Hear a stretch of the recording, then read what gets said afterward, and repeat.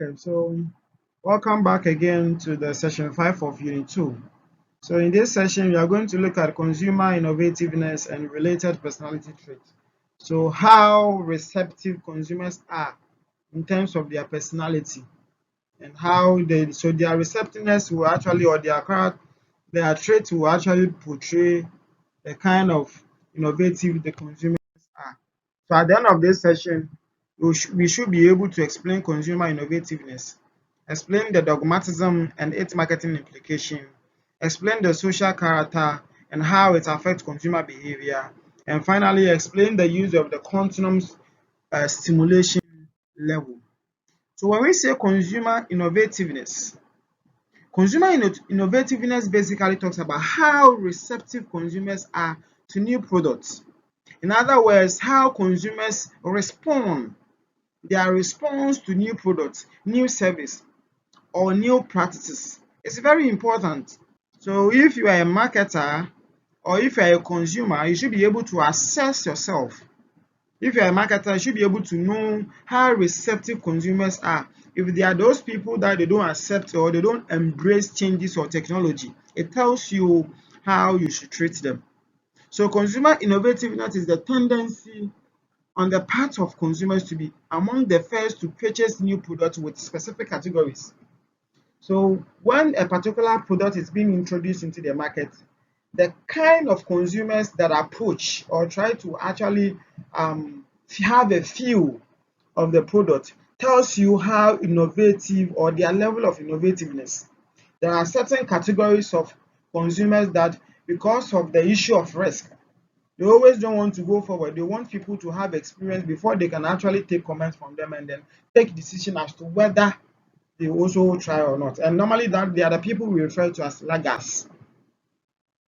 So they basically that is what we mean by consumer innovativeness.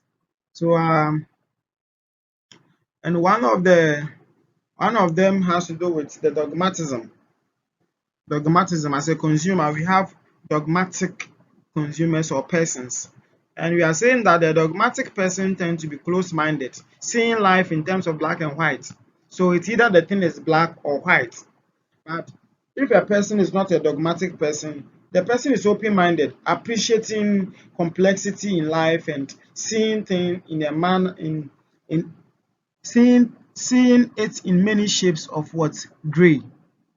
So a non-dogmatic person is open-minded. Um he's I don't know how to say it, but the person is adapted to whatever that happens. The person would embrace complexity that as life changes, there are new things coming up and all that, and therefore they need to adjust themselves to it. But a dogmatic person is just a two-sided person. It's either this or that. Okay, thank you very much. And we have the social character. The social character is a personality trait that ranges on a continuum from inner directedness to other directedness. So, inner directed consumer tend to rely on their own inner values or standard in evaluating their products and are likely to be consumer innovators. So these are people that they always want to base on their values. So me, I want to adapt to changes. I'm this, that. So whatever that the person has a standard in evaluating a particular product. So if the person wants to buy something, the person already has his or her own standard that this is how I want it and all that. It's not like he will just opt for anything at all. Normally, they are the people who call them innovators. Then we have the optimum stimulation. So levels level of some people have a greater. So please, there's supposed to be level of. So yes. So you make that correction for me. So level of some people have a greater desire to explore the environment and seek stimulation than others. Psychologists refers to this individual different factor as continuum stimulation level. Then we are saying that researchers have used this personality trait to predict consumer behavior. And also studies have shown that consumers' optimum stimulation level is related to curiosity, motivated behavior such as variety seeking. So these are the various kinds of optimum stimulation that we have. There are people who are innovated or they are innovative because of the fact that They are curious about what is happening, the current trend. They want to see, actually, they've heard this and they want to have a feel of whatever it is.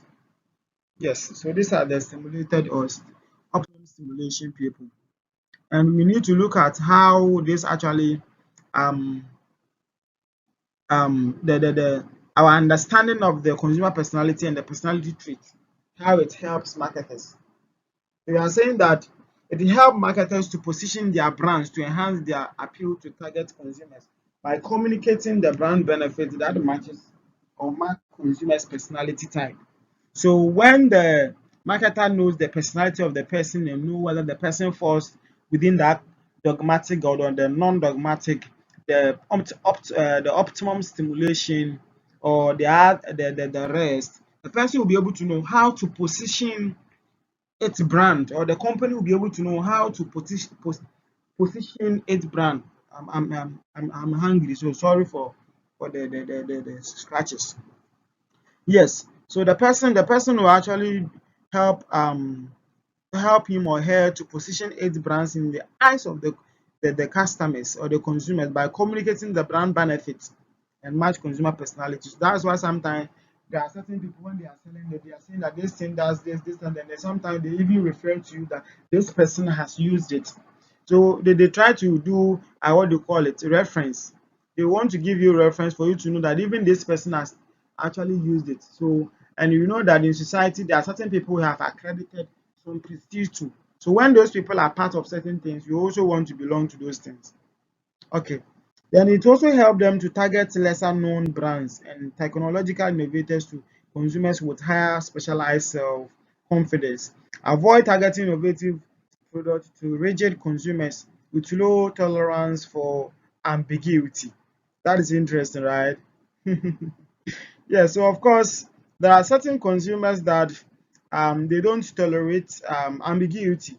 Anytime you try to confuse them or bring in certain clauses that will confuse them, they will just leave you and go their way. So that is how it actually helped the marketers. So this is the end of this session, and thank you very much. For thank you very much.